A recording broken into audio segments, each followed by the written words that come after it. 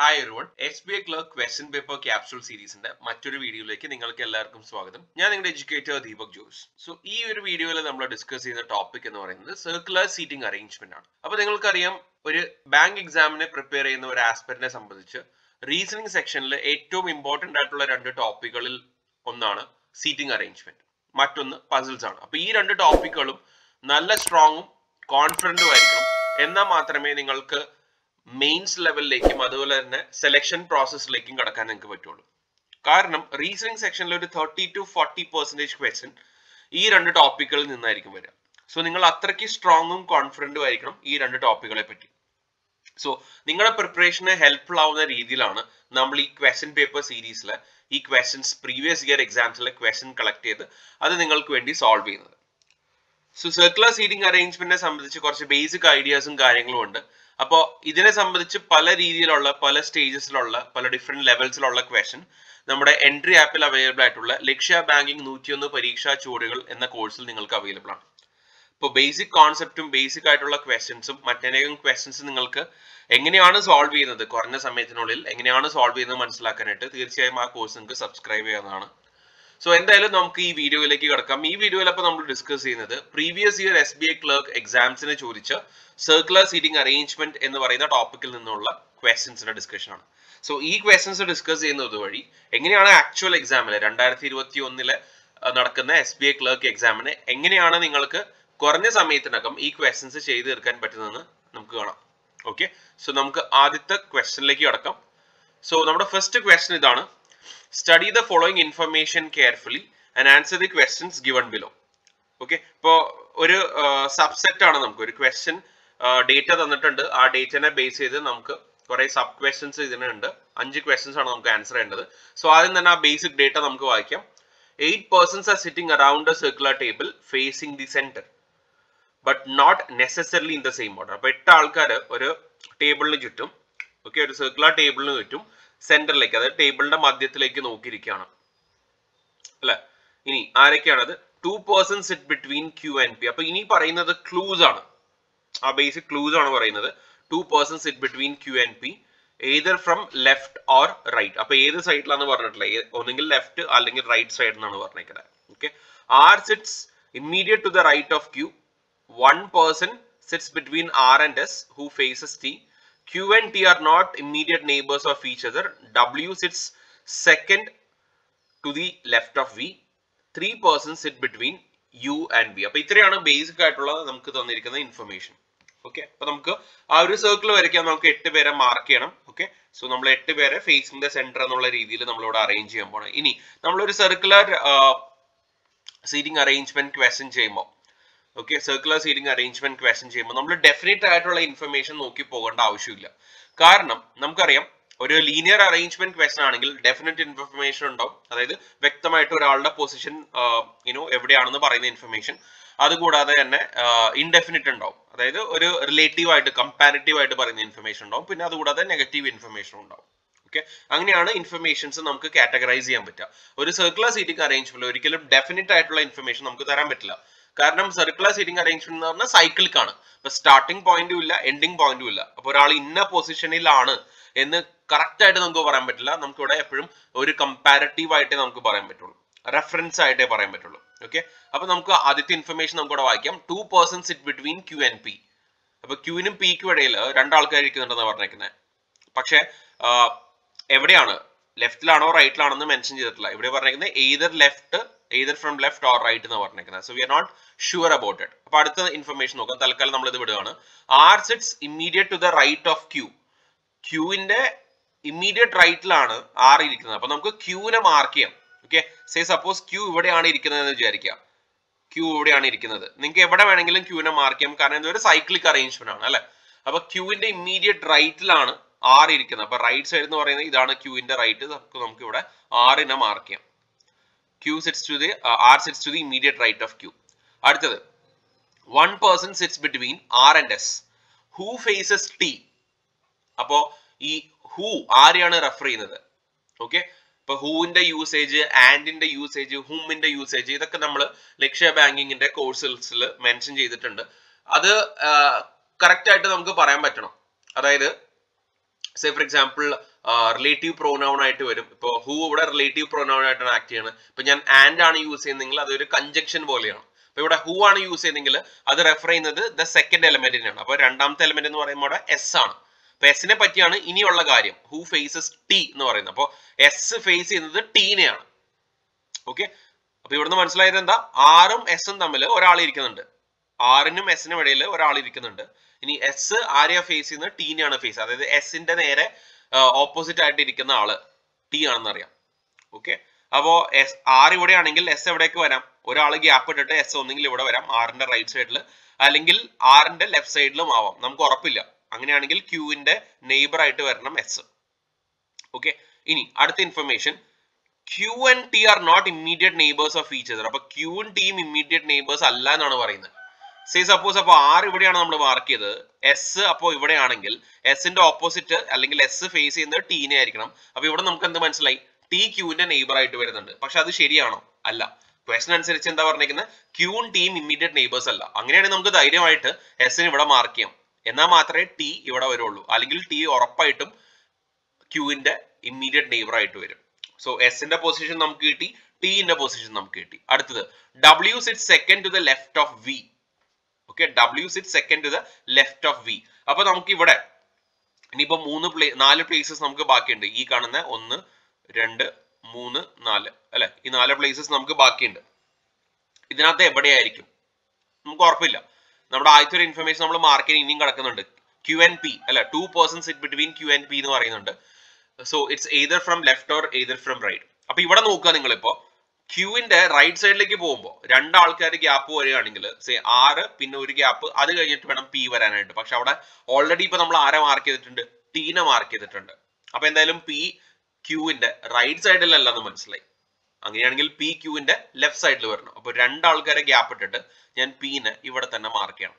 അപ്പൊ പീനെ നമുക്കിപ്പോ മാർക്ക് ചെയ്യാൻ പറ്റി അല്ലെ. 2 person sit between Q and P is, നമുക്കിപ്പോ പറയാം P is to the left of Q എന്ന് പറയാം. ഓക്കെ, ഈ ഒരു ഇൻഫർമേഷൻ നമ്മളിപ്പോ മാർക്ക് ചെയ്തിട്ടുണ്ട്. നമ്മൾ അടുത്ത ഇൻഫർമേഷൻ നമ്മൾ നിർത്തിയത് എവിടെയായിരുന്നു? W sit second to the left of V. വിയുടെ സെക്കൻഡ് ടു ദ ലെഫ്റ്റിലാണ് W. Sorry, W sit second to the left of V. അപ്പൊ നമ്മൾ ആദ്യം വി മാർക്ക് ചെയ്യാം. ഓക്കെ, വിയുടെ സെക്കൻഡ് ടു ദ ലെഫ്റ്റിൽ ഡബ്ല്യു മാർക്ക് ചെയ്യാം. എവിടെയൊക്കെയാണ് നമുക്ക് ഇനി ബാക്കിയുള്ളത്? 1, 2, 3 ഈ 3 പൊസിഷൻസ് ആണുള്ളത്. അപ്പൊ ഞാൻ ഇവിടെയാണ് വീണ മാർക്ക് ചെയ്യണമെങ്കിൽ second to the left of V W വരണമെങ്കിൽ ഒരാൾ ഗ്യാപ്പ് ആയിട്ട് വേണ്ട ഡബ്ല്യു വരാനായിട്ട്. പക്ഷെ അങ്ങനെ നമുക്ക് ഇവിടെ മാർക്ക് ചെയ്യാൻ പറ്റുമോ? ഒരിക്കലും ഇല്ല. ഓക്കെ, പിന്നെ നമുക്ക് മാർക്ക് ചെയ്യാൻ പറ്റുന്നത് ഇവിടെ വീനെ മാർക്ക് ചെയ്യാം. ഇവിടെ വീനെ മാർക്ക് ചെയ്യുകയാണെങ്കിൽ വിയുടെ സെക്കൻഡ് ടു ദ ലെഫ്റ്റിൽ ഡബ്ല്യു വരുമ്പോൾ ഇവിടെ ഡബ്ല്യു വരാം. ഇനി അതല്ല, ഇവിടെയാണ് വി മാർക്ക് ചെയ്യുന്നെങ്കിൽ, സപ്പോസ് ഇവിടെയാണ് വി മാർക്ക് ചെയ്യുന്നെങ്കിൽ second to the left of V W വരണമെങ്കിൽ അപ്പൊ ഇവിടെ വരാം. അപ്പൊ ഒന്നെങ്കിൽ വി ഡബ്ല്യു ഇങ്ങനെ വരാം, അല്ലെങ്കിൽ എനിക്ക് വി ഡബ്ല്യു ഇങ്ങനെയും വരാം. ഈ 2 പോസിബിലിറ്റി നമ്മുടെ മുൻപിലുണ്ട്. അതാണ് ഈ പറയുന്ന information. W sit second to the left of V എന്ന് പറയുമ്പോൾ അതാണ് നമുക്ക് മനസ്സിലാവുന്നത്. അടുത്ത ഇൻഫർമേഷൻ നോക്കുക, 3 person sit between U and V. അപ്പൊ യുക്കും വിക്കും ഇടയിൽ 3 ആൾക്കാർ ഇരിക്കണം എന്ന് പറഞ്ഞാൽ 3 person sit between U and V. അപ്പൊ സപ്പോസ് വി ഇവിടെയാണ് ഉള്ളതെങ്കിൽ ഡബ്ല്യു ഇവിടെ ആയിരിക്കും. പിന്നെ ആകെ ഒരു പൊസിഷനെ നമുക്ക് ബാക്കിയുള്ളൂ, അതായത് യു ഇവിടെ വരുന്ന രീതിയിൽ. അപ്പൊ യുവിനും വിക്കും ഇടയിൽ 3 ആൾക്കാർ ഇരിക്കുന്നുണ്ടോ? എങ്ങനെ നോക്കിയാലും ക്ലോക്ക് വൈസ്, വിയിൽ നിന്ന് ഞാൻ ക്ലോക്ക് വൈസ് നോക്കിയാലും വിയിൽ നിന്ന് ആന്റി ക്ലോക്ക് വൈസ് നോക്കിയാലും യുവിനും വിനും ഇടയിൽ 3 ആൾക്കാർ ഇവിടെ വരുന്നില്ല. അതിനർത്ഥം നമ്മൾ വിനെ ഇവിടെ പ്ലേസ് ചെയ്ത് ശരിയായ നടപടിയല്ല, അതുപോലെ ഡബ്ല്യുവിനെ ഇവിടെ പ്ലേസ് ചെയ്തതും ശരിയല്ല. അപ്പൊ നമുക്ക് അവിടെ നിന്ന് മാറ്റാം. അങ്ങനെയാണെങ്കിൽ പിന്നെ നമുക്കുള്ള പോസിബിലിറ്റി എന്താ? നമുക്കുള്ള പോസിബിലിറ്റി ഇതാണ് ഡബ്ല്യുവിന്റെ പ്ലേസ്, ഇതാണ് വിയുടെ പ്ലേസ്, ഒബ്വിയസ്ലി ഇതായിരിക്കണം യുവിന്റെ പ്ലേസ്. അപ്പൊ നമുക്ക് ചെക്ക് ചെയ്ത് നോക്കാം. സോ ഇതാണ് യു എങ്കിൽ വിയും യുവും തമ്മിൽ 3 ആൾക്കാർ ഗ്യാപ്പ് ഉണ്ടോ? ഉണ്ട്. പി, ഡബ്ല്യു ആൻഡ് ടി 3 ആൾക്കാരുണ്ട് അല്ലെ. അപ്പൊ 3 person sit between U and V എന്ന് പറയുന്ന കണ്ടീഷനും സാറ്റിസ്ഫൈഡ് ആയി. W sits second to the left of V എന്ന് പറയുന്ന കണ്ടീഷനും സാറ്റിസ്ഫൈഡ് ആയി. അപ്പൊ ഇതാണ് നമ്മുടെ ഫൈനൽ സീറ്റിംഗ് അറേഞ്ച്മെന്റ്. ഓക്കെ, അപ്പൊ നമ്മൾ അറേഞ്ച്മെന്റ് കിട്ടിക്കഴിഞ്ഞാൽ പിന്നെ കാര്യങ്ങൾ എളുപ്പമാണ്. ഇനി ക്വസ്റ്റൻസ് ആൻസർ ചെയ്യാനായിട്ട് ഈ ഒരു അറേഞ്ച്മെന്റ് നോക്കി നമുക്ക് ഈസി ആയിട്ട് ആൻസർ ചെയ്യാം. ഫസ്റ്റ് ക്വസ്റ്റൻ നോക്കുക. 4 of the following 5 are alike in a certain way and hence form a group. Which one of the following does not belong to the group? അപ്പൊ ഈ പറയുന്ന 5 പേഴ്സിൽ 5 പേഴ്സ് നമുക്ക് ഓപ്ഷനിൽ കാണാം. ഈ 5 പേഴ്സിൽ 4 പേര് ഒരേ ലൈക്ക് കണ്ടീഷനാണ്, ഒരേ കണ്ടീഷനാണ്. അപ്പോൾ അതുകൊണ്ട് അവർക്ക് നമുക്ക് ഒരു ഗ്രൂപ്പിൽ പെടുത്താം. ഒരെണ്ണം മാത്രം ഈ ഗ്രൂപ്പിൽ പെടാത്തതുണ്ട്. അതായത് ഓഡ് ബൻ ഔട്ട് കണ്ടുപിടിക്കാനാണ് ഇവിടെ പറയുന്നത്. അപ്പോൾ ഒരു പെയർ മാത്രം ബാക്കി 4 പെയറും ഫോളോ ചെയ്യുന്ന ഒരു കണ്ടീഷൻ ഫോളോ ചെയ്തിരിക്കുന്നുണ്ടോ, അത് ഏതാണെന്നാണ് കണ്ടുപിടിക്കേണ്ടത്. അപ്പൊ നമുക്ക് നോക്കാം. പേഴ്സ് നോക്കിയാ ക്യൂ ഇവിടെ ഇരിക്കുന്നു, ഡബ്ല്യു ഇവിടെ ഇരിക്കുന്നു. ക്യൂവും ഡബ്ല്യു അപ്പൊ ജസ്റ്റ് ഓപ്പോസിറ്റ് ഈച്ചതാണ്, ദേ ഫേസ് ഈച്ചർ. ഇനി ആ കണ്ടീഷൻ തന്നെയാണോ ബാക്കി 3 പേരും ചെക്ക് ചെയ്യുന്നത്, അതോ ഇതാണോ ഓഡ് മൺ ഔട്ട് നമുക്ക് അറിയില്ല. അപ്പൊ നമ്മൾ ബാക്കി പേഴ്സ് ചെക്ക് ചെയ്താലേ അത് നമുക്ക് മനസ്സിലാവുള്ളൂ. പി യു, ഇപ്പൊ പി ഇവിടെ, യു ഇതാ ഇത്. ഓക്കെ, അപ്പൊ പിയും യുവും തമ്മിൽ എന്തായാലും പിയും യുവും ഓപ്പോസിറ്റ് ഈച്ചർ അല്ല, അതായത് ക്യൂ ഡബ്ല്യുവിന്റെ കണ്ടീഷൻ അല്ല പിയും യുവും ഉള്ളത്. പിന്റെ തേർഡ് ടു ദി ലെഫ്റ്റിലാണ് യു ഇരിക്കുന്നത്. പിന്റെ തേർഡ് ടു ദി ലെഫ്റ്റിൽ അല്ലെ, പിന്റെ തേർഡ് ടു ദി ലെഫ്റ്റിലാണ് യു ഇരിക്കുന്നത്. അപ്പൊ ഇത് രണ്ടും ഒരേ കണ്ടീഷൻ അല്ലെന്ന് മനസ്സിലായി. അടുത്തത് S and W. So S ഇവിടെ, ഡബ്ല്യു ഇവിടെ.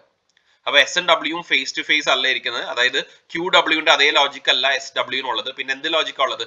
എസിന്റെ തേർഡ് ടു ദി ലെഫ്റ്റ് ആണ് ഡബ്ല്യു ഇരിക്കുന്നത്. അതിനർത്ഥം പി യു എസ് ഡബ്ല്യു ഒരേ ലോജിക്കാണ് ഫോളോ ചെയ്യുന്നത്. അപ്പൊ നമുക്ക് ഈ രണ്ടുപേരെയും ഒരേ ഗ്രൂപ്പിൽ പെടുത്താം. അപ്പൊ ഇതിൽ നമുക്ക് മനസ്സിലാക്കാം, ഇവർ രണ്ടുപേരും ഒരേ ഗ്രൂപ്പ് ആണെങ്കിൽ ഒബ്വിയസ്ലി ഈ ഗ്രൂപ്പിൽ പെടാത്ത ക്യൂ ഡബ്ല്യു തന്നെയായിരിക്കും ഓഡ് മൺ ഔട്ട്. കാരണം 5 പേരിൽ 4 പേരും ഒരേ ലോജിക്കാണ്, അല്ലെങ്കിൽ ഒരേപോലത്തെ കണ്ടീഷൻ ആണെന്നാണ് പറഞ്ഞേക്കുന്നത്. എന്തായാലും നമുക്ക് ബാക്കിയുള്ളതും കൂടി ചെക്ക് ചെയ്യാം. വി ടി നമ്മൾ എക്സാമിന് പോകുമ്പോൾ ഒരിക്കലും ഇതിന് സ്പെൻഡ് ചെയ്യരുത്. ഇത് മനസ്സിലാക്കി കഴിയുമ്പോൾ നമുക്ക് ഐഡന്റിഫൈ ചെയ്യണം ഏതാണ് ഓഡ് വൺ ഔട്ട് എന്ന്. ഓക്കെ, അപ്പൊ മിനിമം നമുക്ക് ഇങ്ങനത്തെ ഒരു ക്വസ്റ്റൻ കിട്ടിക്കഴിഞ്ഞാൽ മിനിമം എന്തായാലും 3 ഓപ്ഷൻസ് എങ്കിലും നമ്മൾ ചെക്ക് ചെയ്യണം, മിനിമം.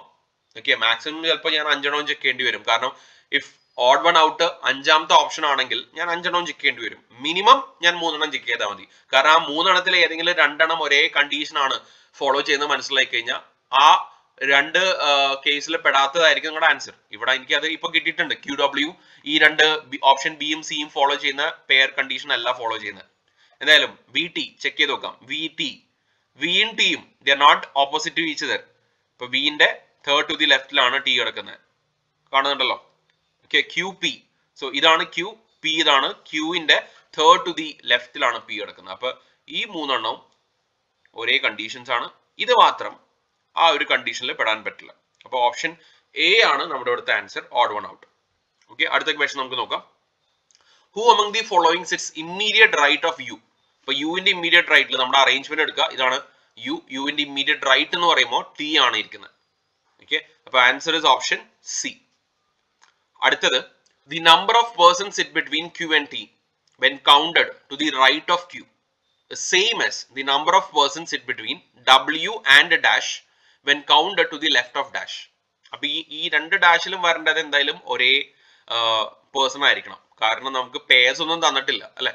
അപ്പൊ ആരാണോ ഈ ഡാഷിൽ വരേണ്ടത് അത് സെയിം പേഴ്സൺ ആയിരിക്കണം. 2 ഡാഷിൽ ഞാൻ സെയിം പേഴ്സണെ ഫിൽ ചെയ്യേണ്ടത്. ഇനി എന്താ കണ്ടീഷൻ, അതിന് നമുക്ക് അറേഞ്ച്മെന്റ് നോക്കാം. The number of person sitting between Q and T. So Q ഇവിടെ, ഓക്കെ, ആൻഡ് ടി ഇവിടെ. When counted to the right of Q, അപ്പൊ ക്യൂവിന്റെ റൈറ്റിലേക്ക് കൗണ്ട് ചെയ്യുക. അപ്പൊ ഒരു ഫേസിംഗ് ദ സെന്റർ ആണെന്ന് നമ്മൾ പറഞ്ഞു അല്ലെ, they are facing the centre. അപ്പൊ ക്യൂവിന്റെ റൈറ്റ് എന്ന് പറയുന്നത് ഇതാണ് ക്യൂവിന്റെ റൈറ്റ്. അപ്പൊ ക്യൂവിന്റെ റൈറ്റിലേക്ക് ഞാൻ കൗണ്ട് ചെയ്ത് കഴിഞ്ഞാൽ ക്യൂവിനും ടിക്കും ഇടയിൽ എത്ര ആൾക്കാർ ഇരിക്കുന്നുണ്ട്? 2 ആൾക്കാർ ഇരിക്കുന്നുണ്ട്.